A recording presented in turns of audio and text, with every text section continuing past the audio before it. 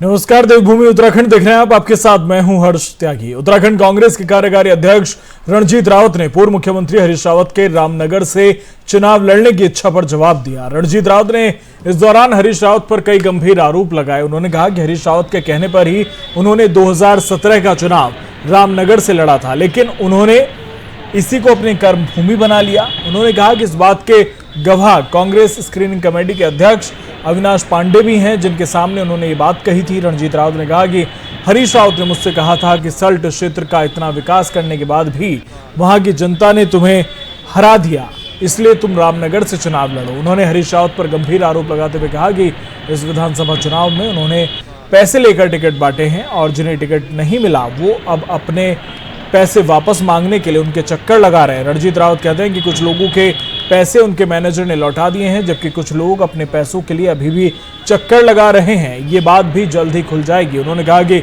हरीश रावत नए लोगों को अपने सम्मोहन में बांध लेते हैं।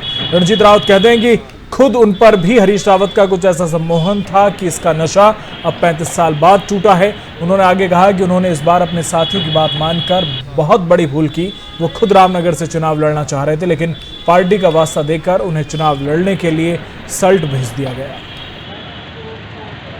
3.5 घंटे हमारी बैठक चली थी। उस दिन भी उन्होंने पांडे जी से कहा था कि रंजीत ने सल्ट में बहुत सारे विकास कार्य कराए, लेकिन सल्ट वालों ने इसको हरा दिया। इसलिए मैंने इससे कहा कि तुम रामनगर लड़ो। यानी इस बात के गवाह हमारे स्क्रीनिंग कमेटी के चेयरमैन अविनाश पांडे जी भी हैं। और मैं कहना चाहूंगा, ऐसा नहीं है कि 3.5 घंटे हमारी उत्तराखंड कांग्रेस में हार की समीक्षा से पहले ही पार्टी में आरोपों का दौर शुरू हो गया है। तमाम तरह के आरोप चल रहे हैं। अगर हम कांग्रेस की बात करें तो कांग्रेस में खुद अंतर्कलह चल रही है। उत्तराखंड कांग्रेस में हार की समीक्षा से पहले ही पार्टी में आरोपों का दौर शुरू हो गया। पूर्व सीएम हरीश रावत ने आरोप लगाते हुए कहा कि मेरे खिलाफ साजिश की जांच हो। हरीश रावत ने कहा कि हार के लिए प्रदेश प्रभारी को निशाना बनाया जा रहा। वहीं हरीश रावत ने सोशल मीडिया के जरिए विरोधियों पर निशाना साधते हुए हरीश रावत पोस्ट कर अपने खिलाफ चली साजिशों का जिक्र भी उन्होंने किया।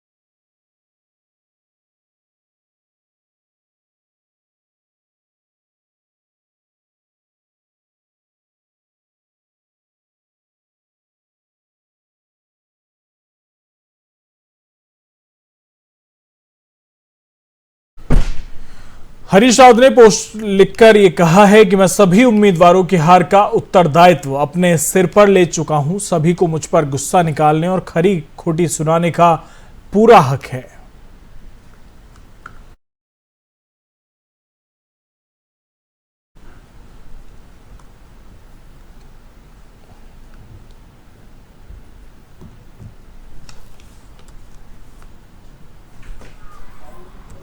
डिप्टी सिंह को लेकर कीजिएगा यूपी में, तो डिप्टी सिंह 3 होंगे कि नहीं होंगे।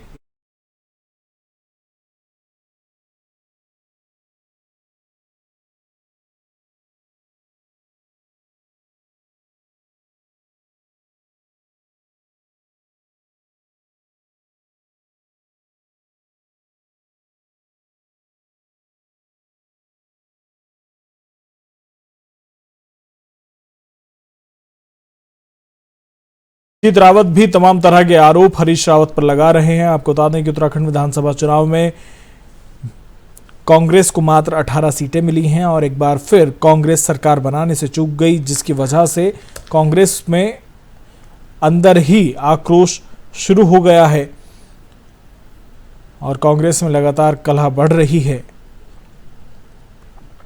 गृह युद्ध जैसी स्थिति उत्तराखंड कांग्रेस में इस वक्त है और तमाम तरह के आरोप प्रत्यारोप का दौर चल रहा है।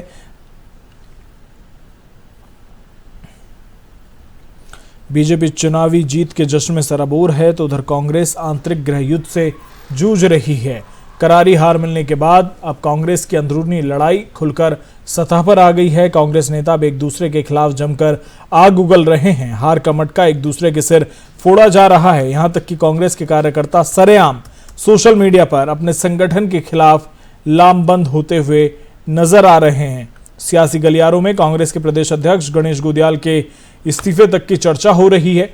कांग्रेस के कार्यकारी अध्यक्ष रणजीत रावत ने हरीश रावत के खिलाफ ही मोर्चा खोल दिया है और आरोप लगाकर उन्हें कटघरे में खड़ा कर दिया है। कभी हरीश रावत के कट्टर सेनापति रहे रणजीत रावत आज उनके सबसे बड़े प्रतिद्वंदी बनकर मैदान में हैं। रणजीत रावत ने कहा कि हरीश रावत नए कार्यकर्ताओं को अफीम चटाकर सम्मोहित कर देते हैं। रणजीत रावत का कहना है कि हरीश रावत बड़ी मासूमियत से झूठ बोलते हैं।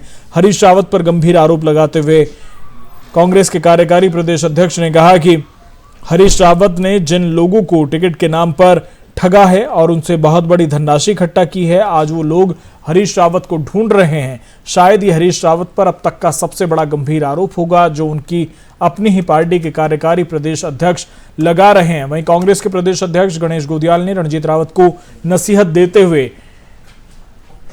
भी नजर आ रहे हैं।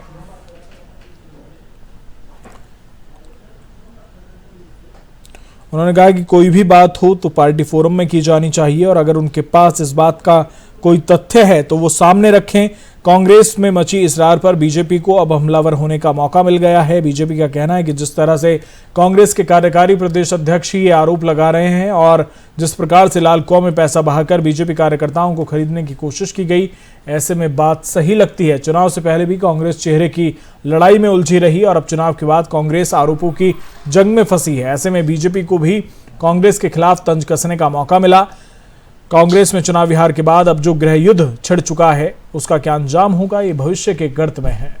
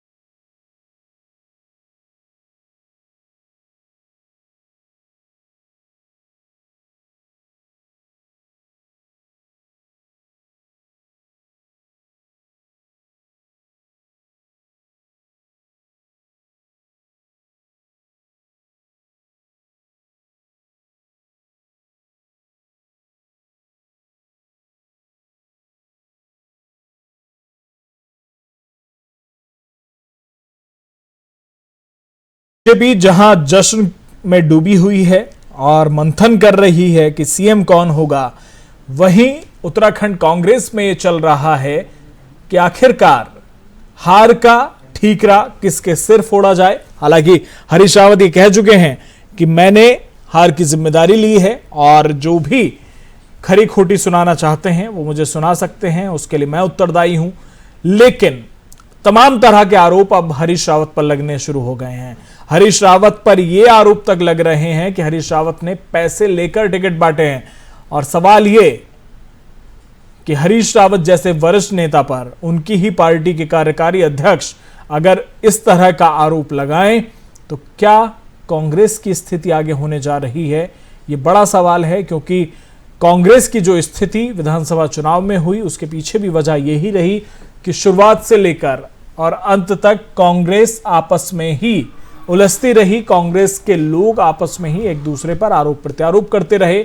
कांग्रेस को यह लग रहा था कि कांग्रेस के नाम पर चुनाव जीता जाएगा और कोई भी चुनाव जीत सकता है, लेकिन ऐसा हुआ नहीं। कांग्रेस को लग रहा था कि उत्तराखंड में जिस तरह से हर बार होता है कि एक बार बीजेपी एक बार कांग्रेस तो उनका नंबर है और वो कम मेहनत के साथ आ सकते हैं, लेकिन इस बार इतिहास बदल गया है।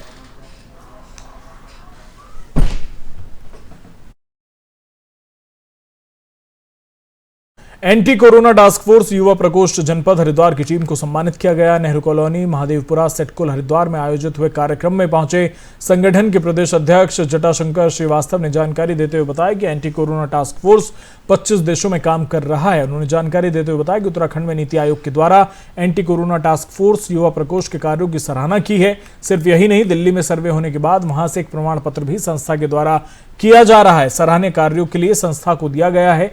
प्रदेश अध्यक्ष ने इस बारे में जानकारी दी।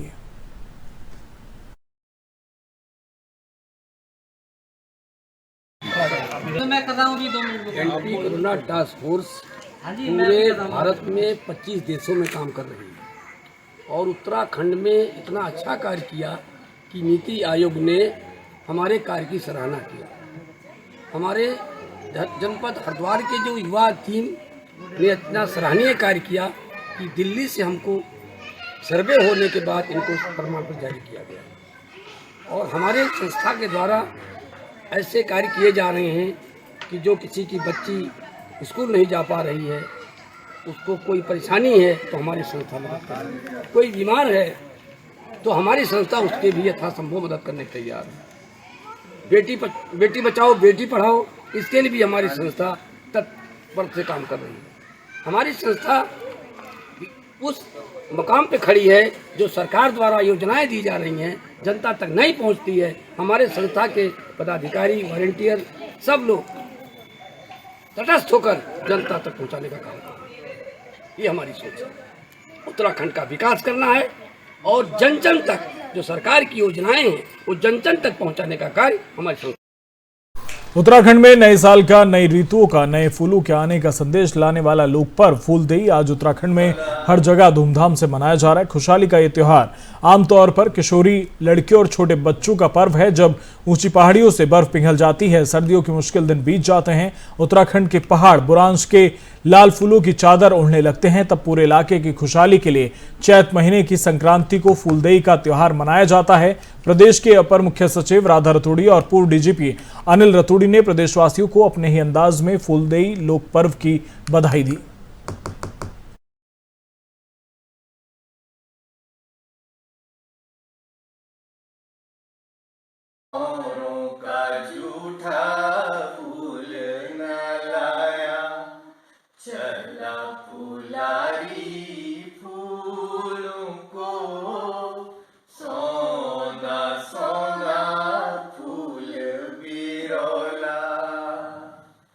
नमस्कार। मोरों का जूठा फूल न तोड़या, मोरों का जूठा फूल न लाया, चला फुलारी फूलों को। उत्तराखंड के कार्यवाहक मुख्यमंत्री पुष्कर सिंह धामी ने सीएम आवास में आयोजित कार्यक्रम में प्रकृति का आभार प्रकट करने वाले फूलदेई पर्व की प्रदेशवासियों को शुभकामनाएं दी और प्रदेश की सुख समृद्धि की कामना के साथ ही बच्चों के साथ उत्तराखंड का लोक पर्व फूलदेई त्योहार मनाया। सीएम आवास में आयोजित कार्यक्रम में सीएम धामी ने प्रकृति का आभार प्रकट करने वाले फूलदेई पर्व की प्रदेशवासियों को शुभकामनाएं दी, सुख समृद्धि की उन्होंने कामना की और इस मौके पर उन्होंने बच्चों को उपहार भी दिए।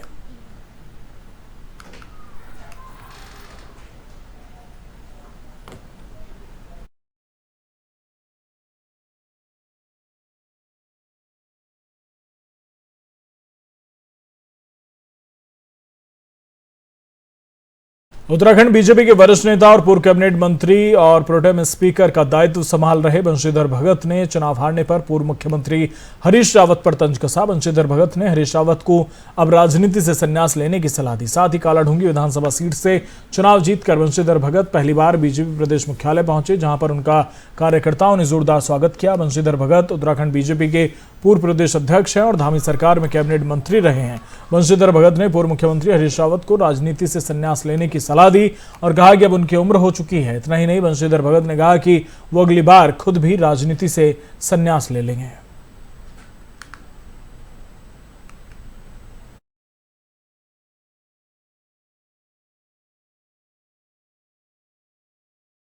नैनीताल दुग्ध उत्पादक सहकारी लालकुआ की प्रबंध कमेटी की बैठक में दुग्ध कार्यकलापों की समीक्षा करते हुए वर्तमान में बढ़ते दुग्ध मूल्य लागत के चलते 17 मार्च से ग्राम स्तर पर दूध उत्पादकों से खरीदे गए दूध में प्रति लीटर 2 रुपए बढ़ाए जाने का निर्णय लिया है। साथ ही पर्यटन सीजन को देखते हुए बाजार में लस्सी और आइसक्रीम को भी जल्द उतारने की तैयारी चल रही है। वहीं दुग्ध संघ अध्यक्ष मुकेश बोरा ने कहा कि हम अपनी तरफ से पूर्ण प्रयास कर रहे हैं कि हम अपने उपभोक्ताओं को अत्याधिक खाद्य पदार्थ उपलब्ध करा सकें, साथ ही दुग्ध संघ के अंतर्गत स्वरोजगार को भी बढ़ावा दे सकें।